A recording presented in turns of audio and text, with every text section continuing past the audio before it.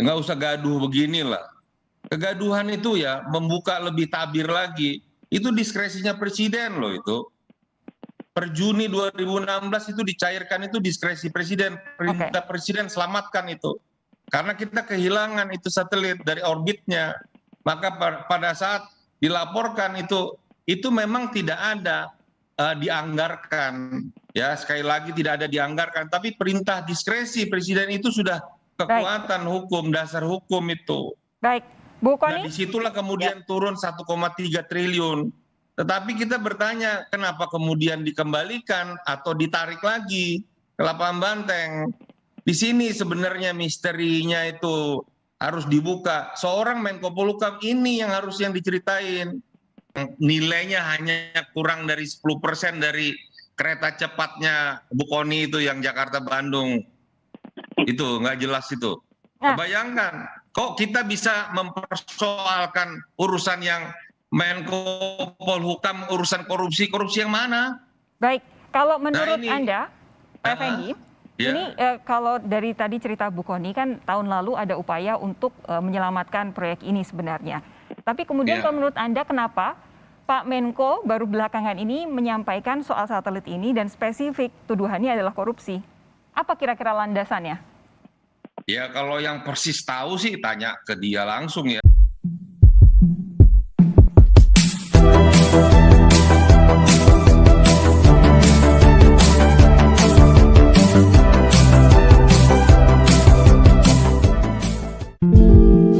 Mengingat apa yang tadi Anda sampaikan lumayan serius bahwa satu ada konspirasi, dua bahwa Pak Menko Polhukam Pak Mahfud itu mengambil kesimpulan yang salah. Nah, menurut Anda dari dua hal yang Anda sampaikan ini, siapa kira-kira yang paling diuntungkan dengan adanya pernyataan Menko Polhukam bahwa dalam kasus satelit ini terjadi korupsi? Yang pasti kita semua rugi, kita semua kalah.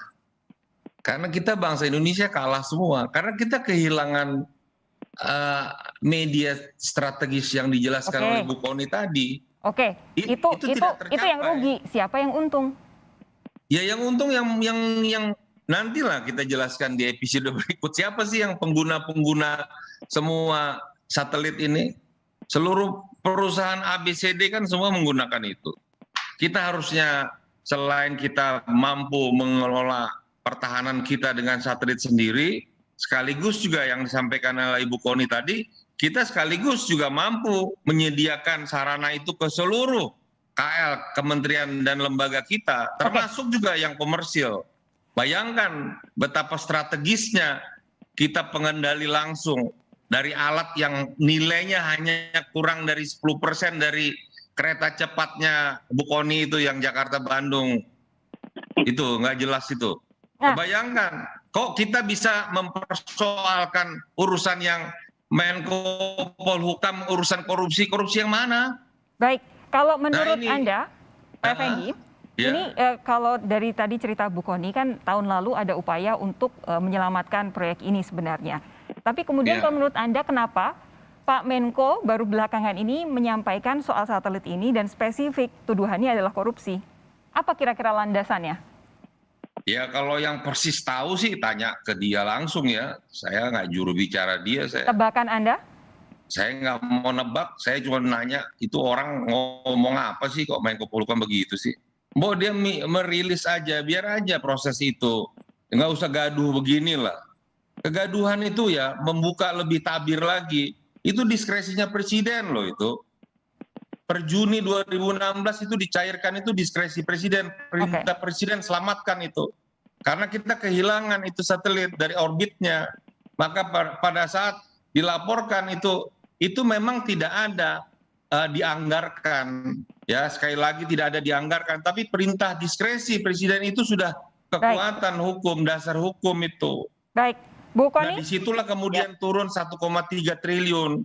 Tetapi kita bertanya, kenapa kemudian dikembalikan atau ditarik lagi ke lapangan Banteng? Di sini sebenarnya misterinya itu harus dibuka. Seorang Menko Polhukam ini yang harus yang diceritain. Bukan menjadi juru bicara Kejaksaan Agung dia. Oke, Bu Kony saya mau Anda memberi tanggapan. Ya, kembali saya sepakat dengan yang disampaikan oleh Pak Effendi tadi, karena ini tuh dulu dijadikan memang dilakukan dalam rangka proses penyelamatan ya.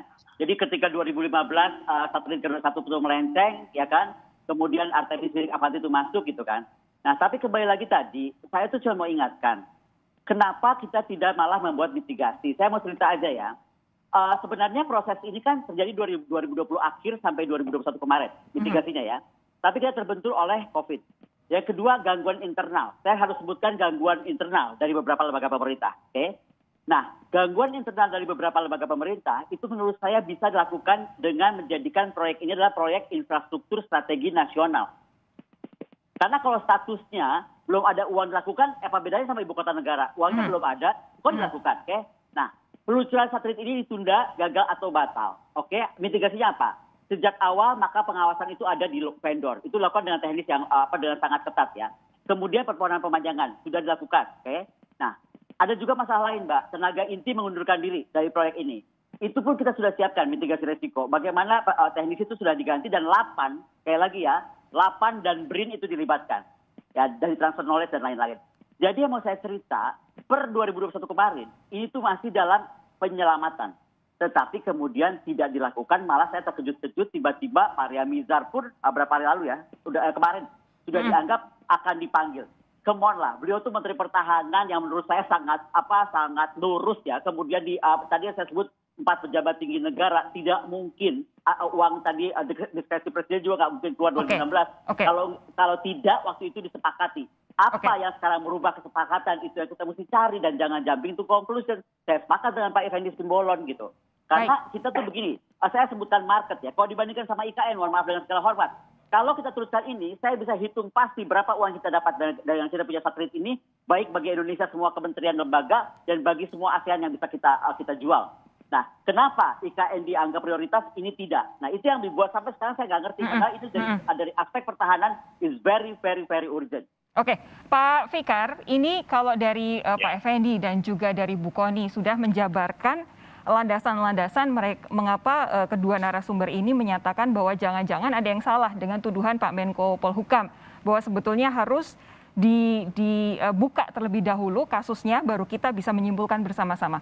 Kalau dari sisi Anda, kira-kira setelah Kejagung menyatakan akan mengusut proyek satelit Kementerian Pertahanan ini dan sudah mendapatkan backup dari Menko Polhukam, langkah-langkah seperti apa yang seharusnya dilakukan supaya clear permasalahan ini?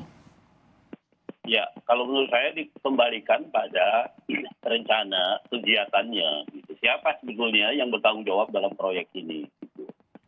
Kejaksaan Agung atau penegak hukum itu kan baru relevan ketika dia melihat ada uang negara yang tidak digunakan sebagaimana mestinya, atau keluar uang negara tapi tidak ada bukti proyeknya atau apa gitu. Itu atau salah menggunakan gitu. Yaitu penegak hukum baru bisa masuk gitu. Tetapi sepanjang itu ada persoalan teknis umpamanya soal kelainan barang dan sebagainya gitu ya, saya kira itu masih pada ranah teknisnya gitu. Tetapi di segi anggarannya umpamanya masih bisa dipertanggungjawabkan gitu. Nah, karena kan penegak hukum dari sana berangkatnya. Ada anggaran yang digunakan tidak sebagaimana mestinya. Itu kan penegak hukum gitu. Baik. Nah, satu ya, Mbak Kony, Mbak Sofi. Mbak Sofi, saya mau sampaikan. Terus kita ini kan sepertinya kalau 11 orang, 6 orang, 1000 orang nanti jadi tersangka. Emangnya terus kita bisa terhenti membayar kewajiban arbitrase itu?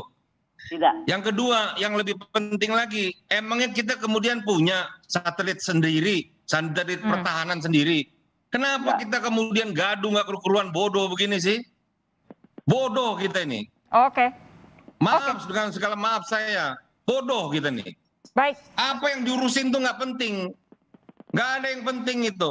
Saya Kita harus pastikan ambil kembali orbit kita. Saya pastikan tim Kompas TV pasti akan semaksimal mungkin menjangkau atau menghubungi Pak Menko Polhukam. Nanti kalau misalkan ada, saya pasti kabari Bung Effendi Simbolon dan juga Bu Kony ya. Menko Polhukam, jelaskan dari mulai story-nya kehilangan orbit itu. Baik. Jangan langsung kemudian di jumping conclusion begitu. saya underline tentang misi penyelamatan. Itu adalah kata penting di 2015, Mbak. Baik. Misi penyelamatan.